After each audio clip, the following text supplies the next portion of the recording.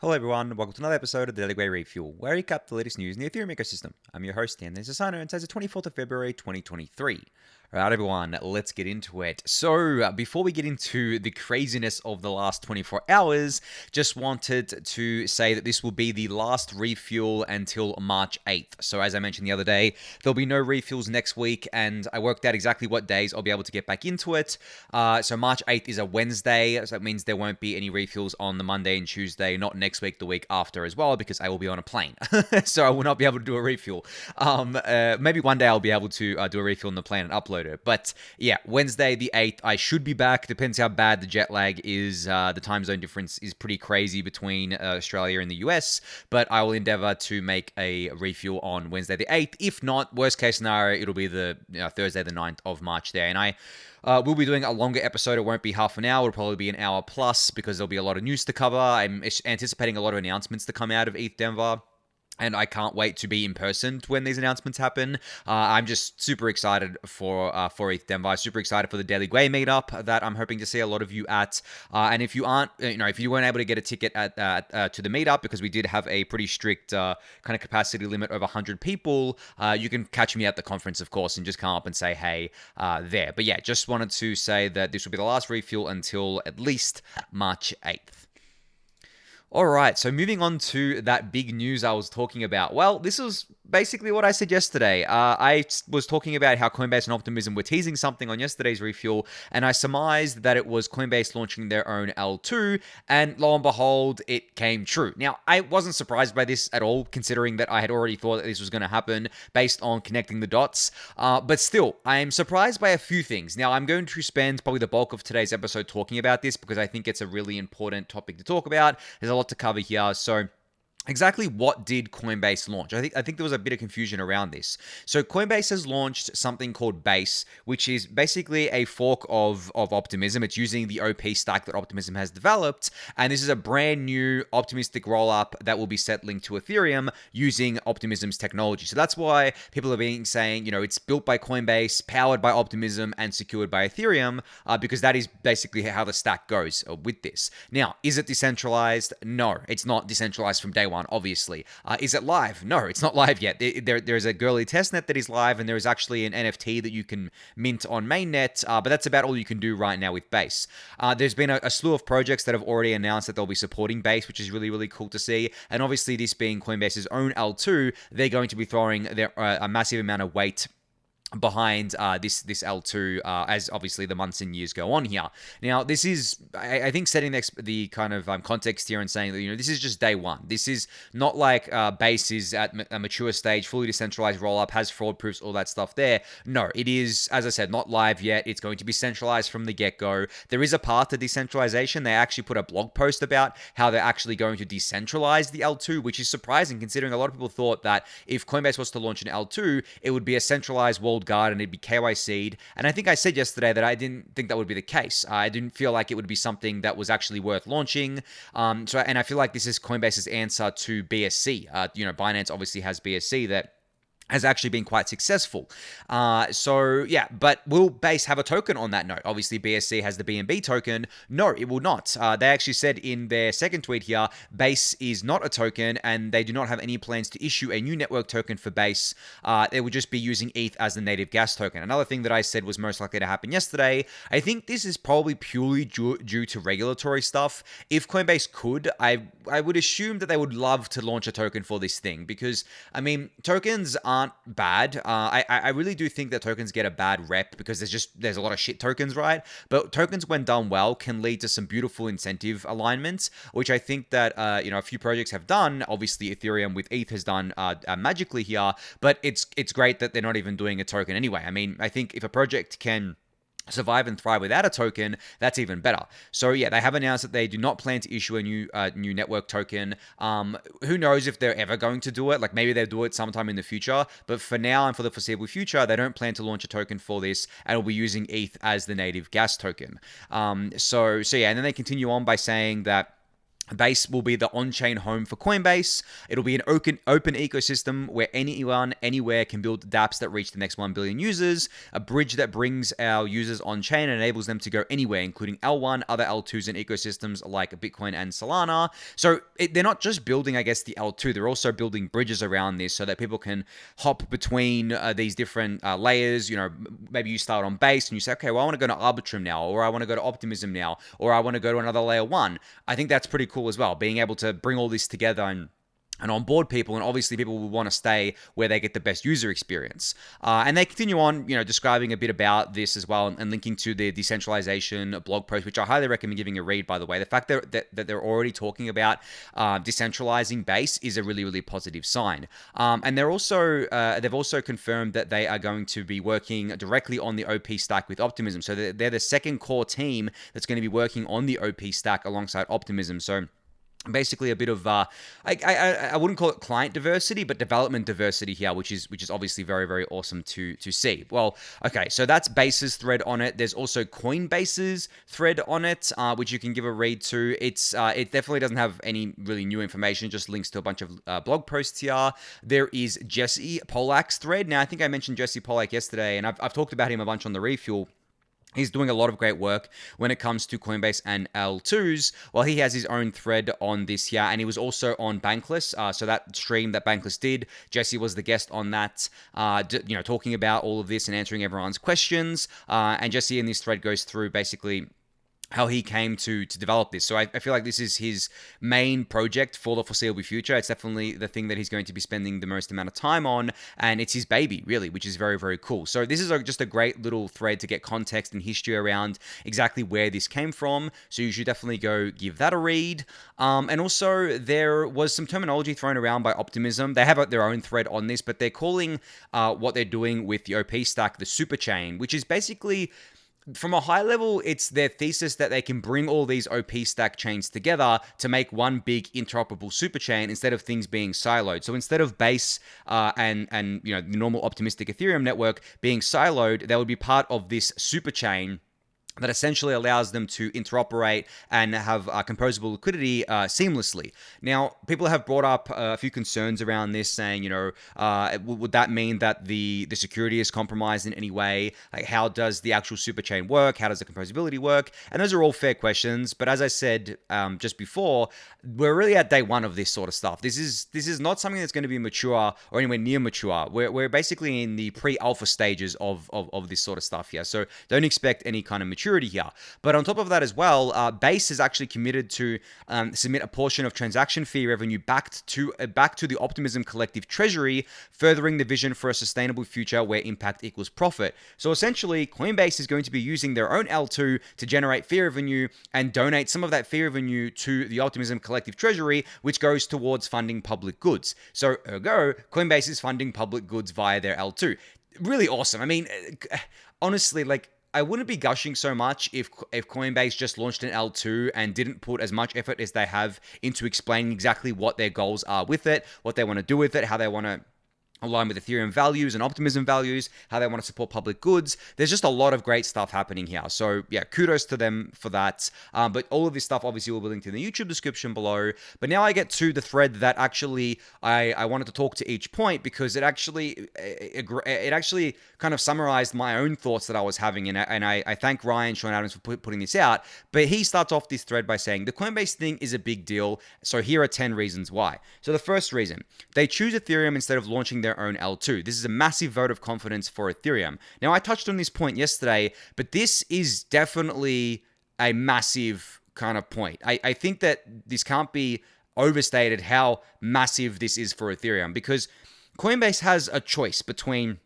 Ethereum layer 2s, other layer 1s, similar technologies, maybe hybrids, and I guess like not doing anything at all, right? Out of all the choices that they had, they chose an Ethereum L2, and they didn't just choose any L2 to build with. They chose Optimism, which is considered, I guess one of the most aligned L2s in terms of as close as they align with the Ethereum vision, not just socially, but technically, because I believe Optimism is the closest you can get to basically an L2 that looks like L1 Ethereum. So they embody all those values. That's not to say the other ones, the other L2s don't have those values as well. As I mentioned the other day, Scroll is trying to be that. Polygon is definitely that. Arbitrum as well. But Optimism definitely has taken it a little bit further, I think. So, and a bit further along in that journey in particular, which I think is really cool. But that alone, yeah, is a massive vote of confidence for Ethereum. It's basically telling the world that Coinbase, one of the largest exchanges in the world, believes that Ethereum is going to be the world settlement layer. They believe that the Ethereum L2 roadmap is the best way to scale a blockchain. They believe that the best technology comes from the teams that are most aligned with Ethereum. And they also are trusting the Ethereum ecosystem with managing their users' funds, so to speak, right? Because obviously Base will be secured by Ethereum. So that's point one there. Point two, this sets precedent that other crypto companies will follow, then fintechs, then banks. Eventually the world will use Ethereum as a settlement and property rights system. So just falling off of what I just said about Ethereum being the world settlement layer, which is not a new thing, by the way. I've talked about this for years. I think I have a post in the Daily Gwei newsletter from 2020 where I talked about this. This is not anything new, but this is just Coinbase validating the thesis that myself and a bunch of other people have had around Ethereum becoming that settlement layer. And as Ryan Sean Adams says, yeah, it sets a precedent. It basically signals to the world, hey, come settle your stuff on Ethereum. It's worthy of your kind of settlement. It's going to give you good settlement guarantees. It's going to give you good credible neutrality and censorship resistance and all that good stuff there. So yeah, definitely agree with that point. Third point, this is a maximally decentralized way for an exchange to launch a chain. No token, no walled garden, all open source. This is good for crypto values, more DeFi, less CeFi. This is really impressive that Coinbase has done this, as I mentioned before. They could have gone the totally, we'll keep it walled garden, centralized KYC route, but they obviously understand that doesn't work. That doesn't work at all. It's going to fail if they do that. So instead of doing that, they're like, let's just make it all open, right? Let's just make everything open, make it actual DeFi, make it actually decentralized, don't have a token as well, be open source, and that's exactly what they've done. Now, obviously, there's been regulatory questions that have been raised over this. Some people are taking the opposite kind of approach here and not being excited about this, but being worried that it's going to draw regulators in even more. And it's basically bait for regulators. To that, I say, you know what? The regulators are already here. They're already at our doorstep. They're already being aggressive. So let's just do things and ask for forgiveness later. Like, there's no point tippy-toeing around all this stuff anymore. Unless there's actually going to be like pure criminal liability for doing these sorts of things for the individuals. I think it's worth the risk. And I guess like for the criminal liability stuff, let's just say you're a US citizen and you start using Tornado Cash. Okay, maybe that's something that you should be doing, right? It's not advised that you should do that. It's obviously illegal and there's a severe punishment there. And I'm not encouraging anyone to do anything illegal or against regulators, but I guess my point is that Coinbase obviously did this risk-reward analysis and they thought to themselves, we are going to build this thing. We think it's cool. We think it adds a lot of value to the world. And we think that the regulators are wrong about everything. I mean, I think it's pretty clear that they think the regulators are wrong about most things, if not everything, and they're actively trying to educate regulators as well. They're actively trying to get legislation through and change bad legislation. Brian Armstrong is in DC doing this, but they're not going to wait around for that, right? They're not going to wait around for the old world to catch up to the new world. They're going to be pioneers, and they're just going to cop any heat that comes their way, because there is definitely going to be heat from the regulators on this. I completely agree with that point that other people have brought up. Whether that heat actually leads to enforcement action or leads to Base not being able to be launched, it's another story altogether, and that's obviously going to play out over time.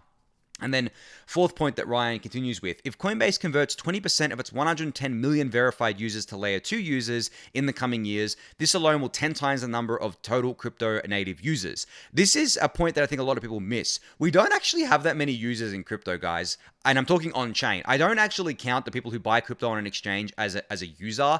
I don't really consider holding an asset to be using the chain. I kind of feel like that's nonsensical. Even if you're doing self-custody, you're still obviously withdrawing to your own address and you've used the chain. But I mean, if all you're doing is holding it in cold storage, you're not really a user of the tech, right? So it's just like if I have a Facebook account that I've spun up and I don't, it's just there, it's just sitting there, and I haven't looked at it in years. Am I really a Facebook user? No, and that's why you always delineate between users and active users, whether they be daily, monthly, or whatever. But me personally, I don't consider that person a user just because they have a Facebook account that they haven't used in 5 years, right? And that's kind of like me. I don't use Facebook at all, but I still have my account there. But on that note, if you actually look at the total number of on-chain users that we have and active users today, not in the bull market, today, right, in the depths of the bear market, there aren't that many. I would struggle to think that there's more than a few 100,000 active users across all of the on-chain stuff. And maybe we're talking monthly active users here. Even that would surprise me. Now, in saying that, I've argued before that measuring active users for financial applications is kind of hard, because I would still consider you a user of something if, say, you've got a DAI loan on Maker, but you haven't actually touched that loan in a year because there's, you don't have to do anything to touch it, right? Like you're not ready to pay it back or anything like that. You don't want to draw more DAI out of there. You would still be considered a user, but you wouldn't show up in the active addresses or the active monthly users or whatever, right? So there are delineations to be made here. But regardless of all of that, as Ryan said here, if Coinbase converts just 20% of its 110 million users into layer 2 users, that would be an insane amount of growth. And the thing is that 20% of 110 million is what? Like 22 million, right? If I'm doing my math correctly there. So 22 million people. You could even just bring that down to like 1% of 110 million, get to 1.1 million people. That is still a massive step up from where we are today. And I believe it's going to be more than 1%, because if Coinbase really wants this thing to succeed, I think they understand that they need to put all their effort behind this and all their weight behind this, and they'll be nudging users to go use the base chain. The fifth point Ryan brings up. This is an answer to the regulators asking our industry, how will you protect retail without our control? The answer is regulation by code, a trustless money system built on transparent, open DeFi protocols. Look, this is something that I agree with in principle, but disagree with in practice, because the regulators don't care about this answer. This is already an answer that they've been told many, many times, right? They've been told that these are transparent, open systems that uses self-custody. Yes, there are rugs. Yes, there are scams. Yes, there are big projects that can fall over like Terra that pretend to be DeFi but really aren't. But the core actual DeFi protocols are exactly what the regulators should be loving, but they're not, because they're not really open to DeFi. They're not open to free flow of money. They're there to protect the state. They're there to protect the state's interest, and the state's interest is not in the free flow of money. They want to be able to see where all the money is going, what it's all doing. They can on a blockchain because it's all transparent, but they want total control. They don't want just the same control as an everyday user has. They want total control over everything, and I think that's what our uphill battle is against, is that total control from the regulators there. And then Ryan says, this is incredibly bullish for Ethereum block space demand as his sixth point. That's self-explanatory. More users using Ethereum, more block space demand, more, like fee revenue, more ETH burnt. Incredibly bullish for ETH. No need to explain more than that. Seventh point, this incents Coinbase to build public goods infrastructure like ERP 4844, which will speed up our progress. And they actually have been doing this for a while now. I mean, Jesse Pollack's been on the calls and helped with 4844 a lot, and I'm sure other people at Coinbase have done so as well. But this is another incentive for them to do it, like on top of the incentive that they already had, which is obviously very cool. Number 8, Coinbase somehow got this through their legal and compliance team in the US, which is bullish since the current regulatory regime in the US is the most oppressive I've ever seen. If Big Gov wants to fight decentralization, they'll have to fight their people. This is an interesting point, because I've obviously talked about regulation a lot just over the last few minutes, but the fact that, like, even if Coinbase's compliance and legal team told Coinbase that you're not allowed to do base at all, I don't think they would have been able to launch it even if they wanted to. Because these compliance and legal teams, especially for a publicly traded company, if the executives go against them, there is I guess like a fiduciary duty that they have, that the board and the executives have. And if they break that by ignoring legal counsel and compliance counsel, there can be ramifications for that. So I do believe that Coinbase was actually able to get this past those teams and get them to sign off on it, which, is very bullish considering the hostile environment that we have today. Now, will that mean that Coinbase will be spared from the wrath of Gary Gensler? We don't know, right? He may come along and say that base itself is a security, because Gary Gensler loves labeling everything as securities. The base, the chain, that's a security. No, I don't think he's going to do that. Maybe he will, right? But I don't think Coinbase is going to avoid regulators here, but I don't think it's going to be as bad as people think it is, where regulators are going to go to Coinbase and be like, you have to shut Base down right now. And if they do that, I reckon Coinbase will fight it. I don't think they're going to go down without a fight on that note. Number 9, this will supercharge L2 infrastructure, tooling, and development. I mean, that's pretty self-explanatory. More users, more developers, more brains, brain power going into L2 stuff will increase the amount of L2 stuff that we have. And 10th and last point from Ryan is that this shows that credibly neutral technologies, the ones that no one can control or corrupt, these are the technologies that win. Bullish bankless money systems, bullish self-sovereign values, and bullish for the people. As I said at the start, Coinbase chose Ethereum for a reason, for many reasons, and these are some of them. So I completely agree with Ryan on that one.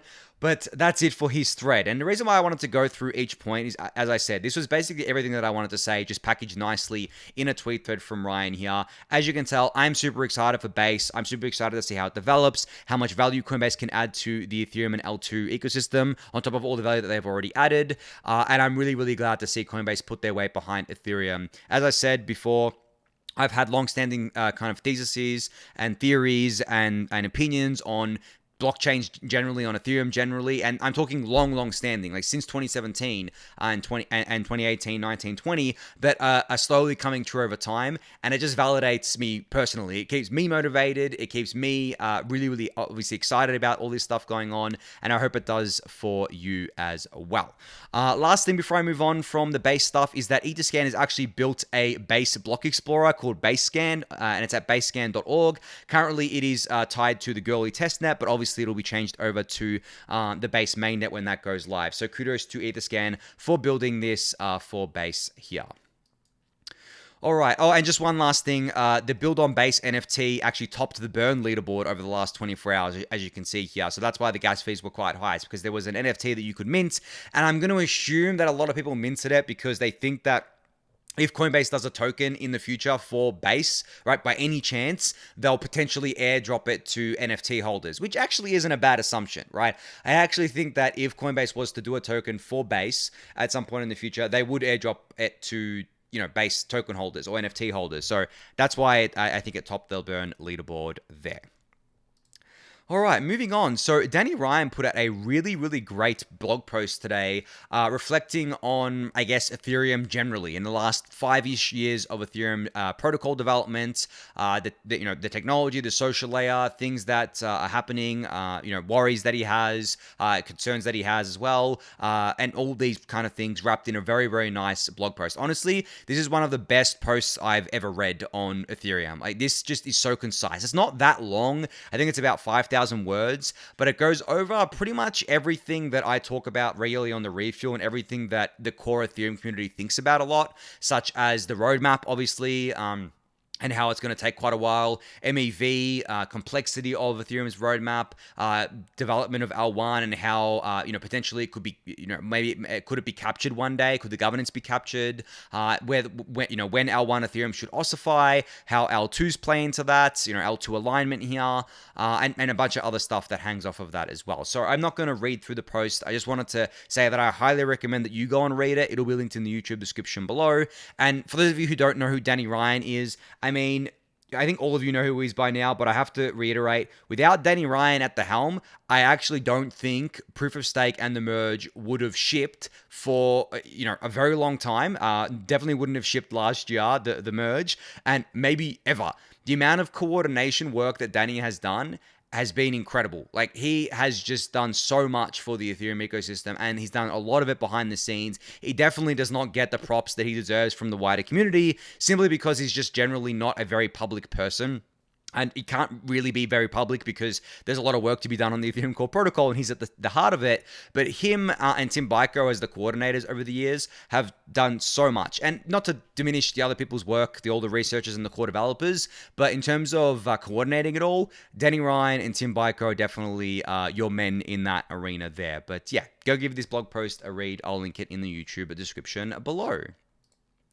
All right, so speaking of Tim Biko, he actually put out a thread around testnets today. So I spoke yesterday and the day before about this testnet drama that's been going on in Ethereum. Well, Tim put out a thread where he said the topic of Ethereum testnets came up again this week, which is something people either feel like there's zero information about or that everyone already knows. Short thread to give context on the current situation and future plans. So you can give this thread a read. It'll be linked in the YouTube description below. But it basically recaps what I've been saying over the last few days about how Goerli is going to be sunset, and he's not for app developers, it's for staking. Whereas Sepolio is for app developers, and there's going to be another testnet spun up, and all that stuff. But Tim's thread gives a lot of context around that I didn't give, and a lot of new things that I didn't even know as well. So I highly recommend giving the thread a read, which of course will be linked in the YouTube description below. All right, so here's a fun one. Eclipse, which is a roll-up, or I guess like an L2 platform, is launching a L2 based on Solana's technology on Polygon. Now, this is an L2 insofar as I don't believe it's a roll-up yet. It's going to be using Polygon Avail, I believe. So it's like a Validium, a kind of hybrid here. But what I think is funny is that I've always said that I think that Solana would work better as an L2 on Ethereum. Like, I actually don't think Solana's execution engine is bad. I actually think it's quite novel and quite good. I just think that it doesn't work very well as an L1, and I don't think Solana as an L1 is going to have a very bright future. But as an L2, it could work, right?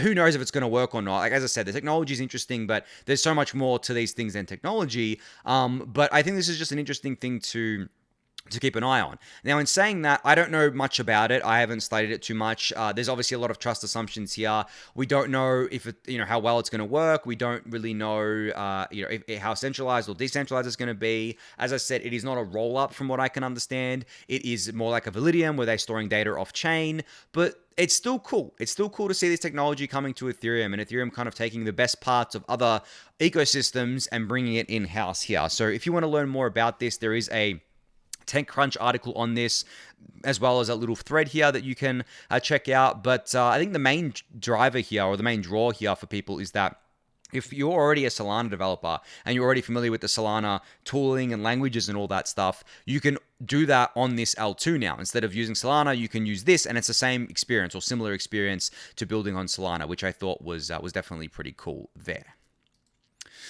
All right, so, okay, this thread I should have talked about before, but this is another thread on Base. Well, this is basically Optimism's thread about Base and their wider plans around it. You can go check this thread out. I'll link it in the YouTube description below.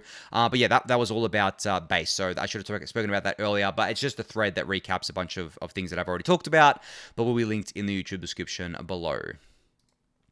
All right, so Lava Network testnet is now open, but what the FAQ is Lava? Well, Lava is a network. Lava Network is a decentralized network for RPC and API providers, offering fast, high uptime, and scalable services to developers. Any provider can join, meaning new chain support can be quickly added to the network. So how does it work?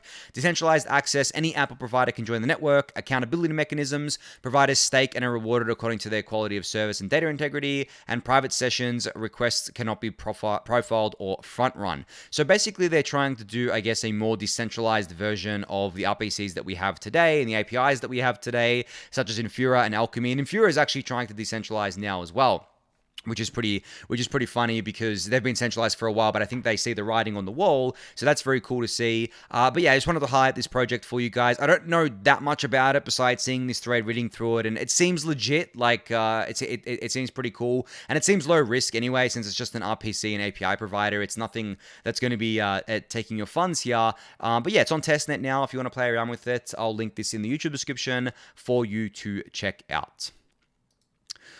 All right, so a bit of drama here in the Ethereum staking community. So Nixo said here, forking repos is good. It's why open source is great, because we can iterate and improve on work. But probably best to say, hey, we're a clone of this other protocol and here's where we improved, rather than wait for the community to start recognizing vestigial code you forgot to remove. And what Nixo is talking about here is that Stader Labs, which is another Ethereum staking service that's currently in development, forked Rocketpool and forked the smart node stack and didn't really change anything except the color. You can see here that Stader is purple, Rocketpool is blue, and yeah, they didn't change anything, and they didn't say they were forking Rocketpool, I don't believe, and it seems pretty blatant that they've done this. Now, I think that this repo that people found was supposed to be private or something like that. I don't think it was the Stader one. I don't think it was meant to be public. But still, I think it's a pretty bad look because I haven't seen Stader talk about this anywhere else in all their promotions. They've just been talking about spinning up this new, I guess, like infrastructure, staking infrastructure that they're building. And they've got a few features that I think Rocketpool doesn't have yet or something like that.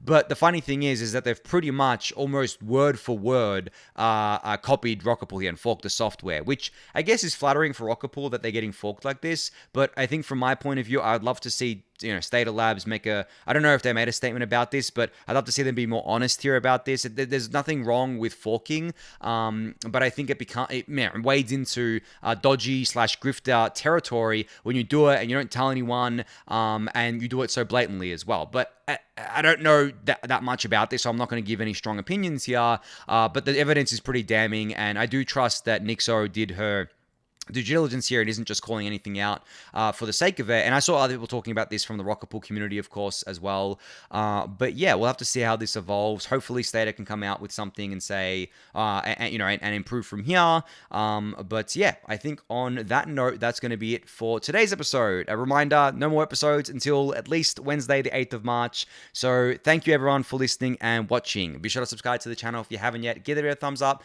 subscribe to the newsletter, join the Discord channel, and I'll catch you all in about a week and a half. Thanks, everyone.